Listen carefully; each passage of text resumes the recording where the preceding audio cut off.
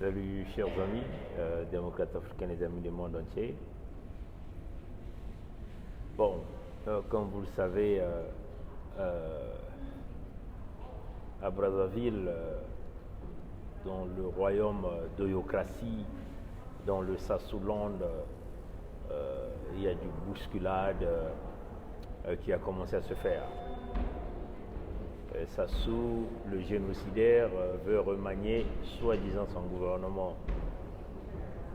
pour faire des beaux yeux au Fonds monétaire international, bien sûr. Hein? Donc, tout le monde, salut à tous ceux qui ont eu le temps de se connecter. Et nous sommes ici à Toronto, au Canada. Le Sassoland veut remanier le gouvernement pour emmener encore des bourricots, le génocidaire Sassou dans la manipulation. Comme vous savez, dans ce système et qui évolue dans le sang, un système qui ne vit que par du sang humain, il faut forcément procéder à des sacrifices. Vous savez, pour être ministre au Congo, il faut forcément ou passer par la sodomie auprès du grand maître, le despote, le dictateur, le criminel Sassou, le génocidaire Sassou, ou encore vous passez par des sacrifices humains. C'est de la routine quotidienne chez l'Oyokratie au Sassoland. Rosalie Matondo, vous connaissez certainement cette dame qui est au ministère, je ne sais pas, de l'économie forestière, celle qui est en train de couper à grande vitesse les arbres, celle qui a hérité du vol de Henri Nzombo et de Sassou Denis, le génocidaire, ceux-là qui sont en train de dévaster les forêts congolaises. Rosalie Matondo a aussi fait son sacrifice. Rosalie Matondo vient de sacrifier le fils aîné de sa grande sœur. Sa grande sœur vit à Dijon, en France. Il vient de sacrifier ce jeune homme de 34 ans. Un homme bien portant. On nous dit qu'il est décédé, il a été calciné par l'incendie à 22h, 23h. Mais ce qui est quand même curieux, c'est que la grand-mère, c'est-à-dire la maman de Rosalie, est partie en France, ça fait 5 jours. Donc c'est elle en fait qu'on a délégué cette mission pour venir apporter son sacrifice. Ça bouscule au Congo pour demeurer au rang des ministres du sacrifice. Il faut passer par des sacrifices humains. Le petit de 34 ans, un mathématicien, vient d'être simplement sacrifié par les pratiques de Sassou de l'Oyokratie. Donc vous allez certainement voir les gens comme de Rosalie Matondo monter en grande puissance parce qu'elle a pu donner son sacrifice. Chers amis, je crois que vous avez tous vu cette photo de Bozizé, quelque part en Afrique en train d'aller s'aligner devant un guichet de Western Union. Souvenez-vous de ce que nous sommes toujours en train de vous dire. La vie est une roue. La vie est une roue. Mobutu a été simplement jeté après avoir été sucé par l'Occident. Il a été jeté et il n'a jamais même eu de tombe dans son pays d'origine. Souvenez-vous de ça. 11 Félix Patassé, ses enfants, sont aussi en France. Certains errent de gauche à droite, certains dans la rue sont devenus des ivrognes. La vie est une roue, chers amis. Le cas de Bokassa, n'en parlons plus. Entre-temps, un homme fort, mais nous savons la fin de ce monsieur. La vie est une roue.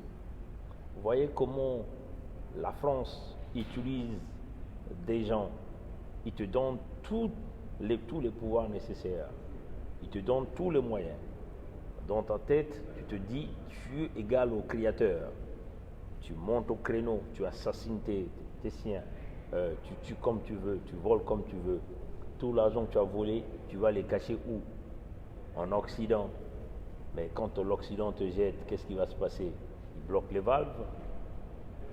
La structure mafieuse de l'Occident qui gèrent la structure financière vont donc utiliser cet argent, on les investit différemment et ça fait avancer l'Occident.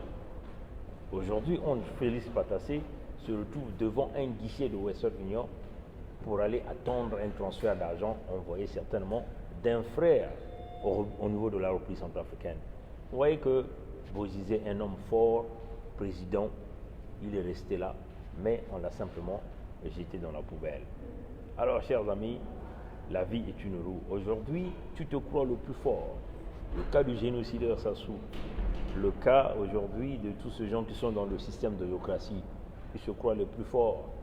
Mais un temps viendra que vous allez aussi vous aligner dans les Western Union quelque part, en étant des exilés politiques quelque part.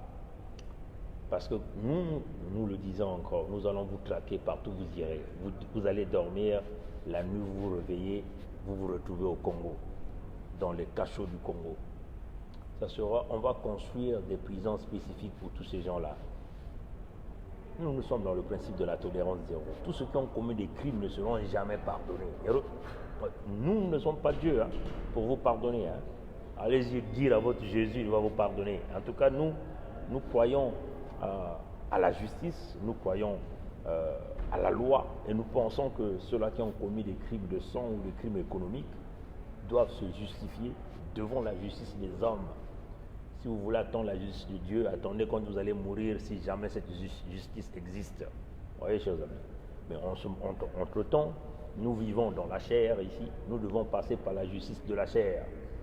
Donc, quand on s'élève à l'étape de l'esprit est objectif. L'étape de l'esprit ne voit pas le pardon. Tu dois payer de tes péchés, et tu dois le payer sur terre.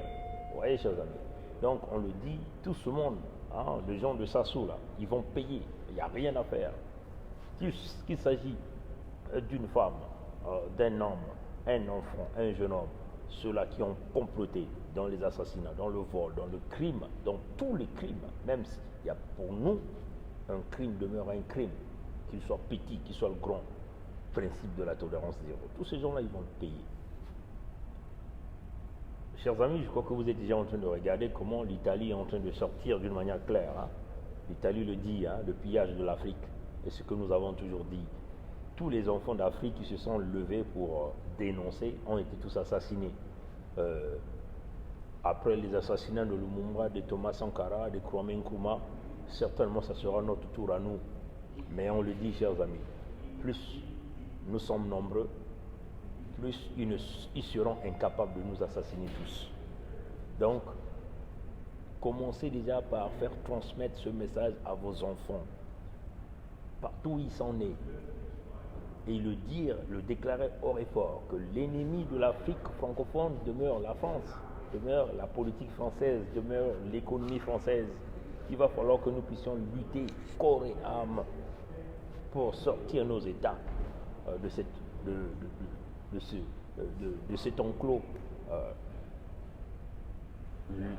Entre guillemets, les chefs d'État africains, oui, eux-mêmes certainement ils sont prisonniers, prisonniers de ces systèmes, de la France-Afrique, le système de vol, mais ils se réjouissent dans ces systèmes. Parce que s'ils ne se réjouissaient pas, ils devaient se confier à qui? À leur jeunesse, à leur peuple. Et peut-être que cette jeunesse devait constituer ce que nous appelons l'armature autour de ces chefs d'État. Mais ils ne le font pas. Ils se réjouissent, ils sont contents du statut dans lequel ils se retrouvent. Ils sont contents du vol et du pillage qu'ils sont en train de réaliser.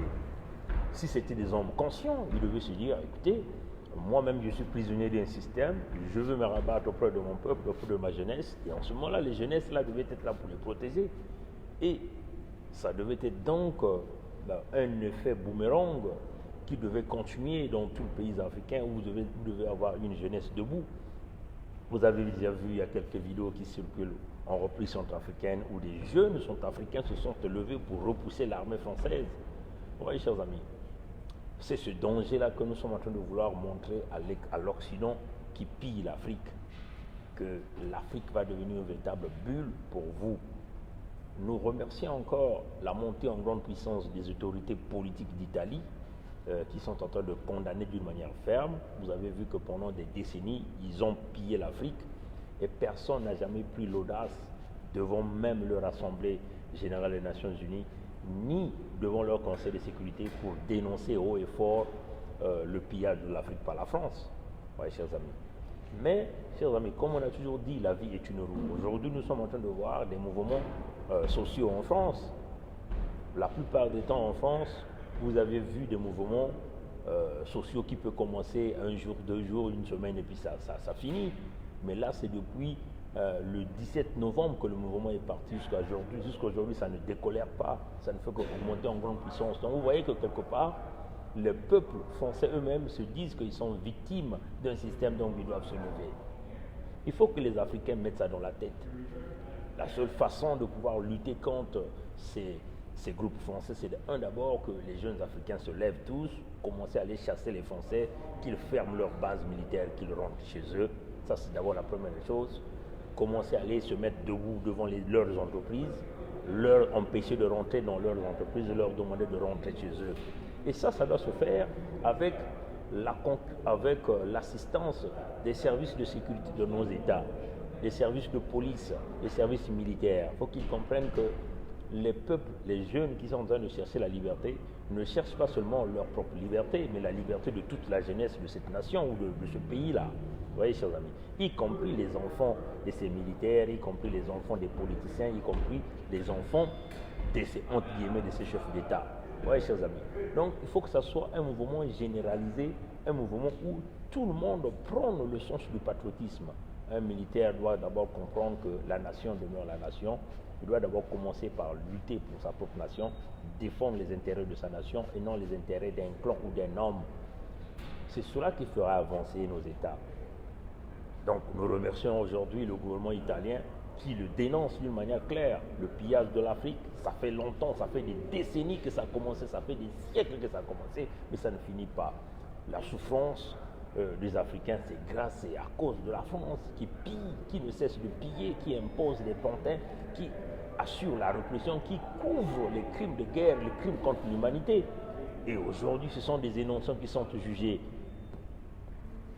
Le président Gbagbo, Charles Blégoué ont été acquittés, mais la France africaine est en train de faire des tractations pour les maintenir en prison, en complicité avec leur machine judiciaire qu'on appelle la Cour pénale internationale de justice, que déjà les Américains ont dit que c'était un outil inutile. Vous voyez, chers amis. Donc vous voyez que nous, en tant qu'Africains, en tant que jeunesse africaine, il faut que nous parlons d'une seule voix pour que nous puissions faire avancer nos problèmes tous ensemble. Mais si vous allez comprendre que l'Occident va toujours chercher à nous diviser, mais si nous sommes unis dans l'esprit, en ne voyant pas les frontières qui nous lient, mais en voyant simplement nos intérêts, en tant que fils d'Afrique, nous avancerons et nous allons réussir. Que Dieu nous garde, que Dieu nous bénisse. Prière de partager la vie de Seigneur.